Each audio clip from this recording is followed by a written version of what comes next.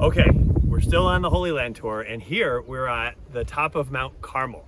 Perhaps the site, even in this vicinity here, in this kind of range of mountains that are called Carmel, where Elijah had the showdown with the prophets of Baal. And what a showdown it was. Who doesn't love reading that in 1 Kings 18, as they come against one another and really do put their idols up against Yahweh himself.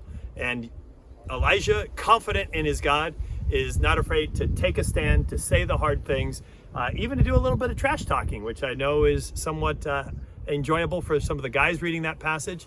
But at the end of the day, God is able to send down the fire upon the sacrifice, upon the waters, the seas of water, all licked up by the power of God, by the flame of God. But at the end of it all, that's exaltation for Elijah, to see God work, to actually be a vehicle for God to do that great work, and important work as well, as God's people, his prophets, are under siege from Ahab, from Jezebel, evil, really trying to snuff out God's people. But nonetheless, he takes the stand, sees the greatness of God. But that's not all.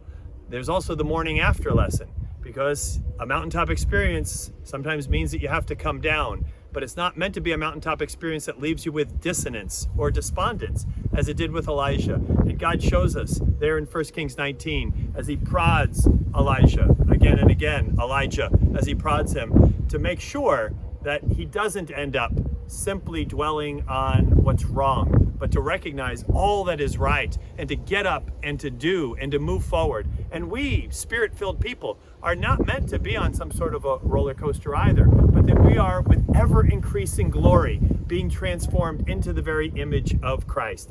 This mountaintop experience should really be a great reminder to us that our life in Christ is one of always heading towards greater maturity, greater Christ likeness. See ya.